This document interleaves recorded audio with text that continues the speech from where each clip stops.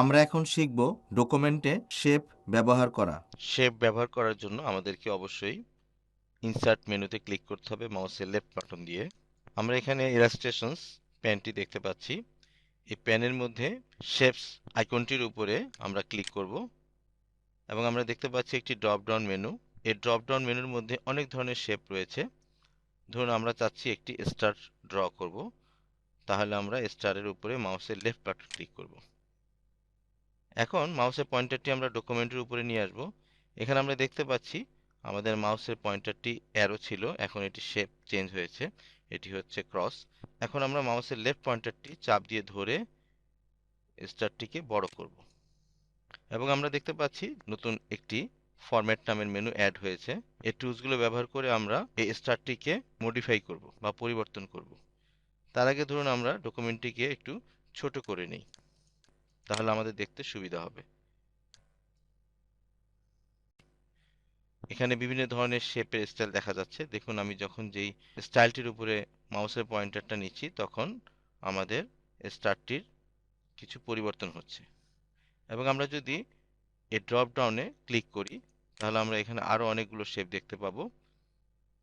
ধরুন আমরা চাচ্ছি এই স্টারটি, এই শেপটি আমরা নেব বা এই স্টাইলটি আমরা নেব। এরপর এখানে আমরা দেখতে পাচ্ছি শেপ ফিল, অর্থাৎ আমরা কালারটি এখন চেঞ্জ করতে পারি আমাদের প্রয়োজন অনুযায়ী। এটি হচ্ছে শেপ আউটলাইন, অর্থাৎ এই হোয়াইট কালার, এই আউটলাইনটি চেঞ্জ হবে। ধরুন আমরা চাচ্ছি শেপের আউটলাইন কালারটি এরকম হবে। চেঞ্জ শেপ, অর্থাৎ আমরা স্টারটি ড্র করেছি কিন্তু আমরা এখন যদি প্রয়োজন হয় এখান থেকে শেপটি চেঞ্জ করতে পারি। ধরুন আমরা চাচ্ছি এখন শেপটি হবে হচ্ছে ডায়মন্ড। দেখুন আমাদের শেপটি চেঞ্জ হয়েছে। এখন আসুন আমরা শো এফেক্ট, এটির মাধ্যমে এর এফেক্টটা চেঞ্জ করি। তাহলে আমরা এখানে ক্লিক করব। দেখুন এখানে আমি যখন মাউসের পয়েন্টারটা নিচ্ছি এর বিভিন্ন ধরনের এফেক্ট হচ্ছে। এখানে আমরা দেখতে পাচ্ছি 3D এফেক্ট, আমরা 3D এফেক্টও দিতে পারি। তাহলে মাউসের পয়েন্টারটি আমাকে এখানে ক্লিক করতে হবে এবং এখানে বিভিন্ন ধরনের 3D এফেক্ট রয়েছে, আমাদের প্রয়োজন অনুযায়ী আমরা ব্যবহার করতে পারি। ধরুন আমরা চাচ্ছি 3D, এটি সিলেক্ট করব, তাহলে 3D এফেক্টটি হলো।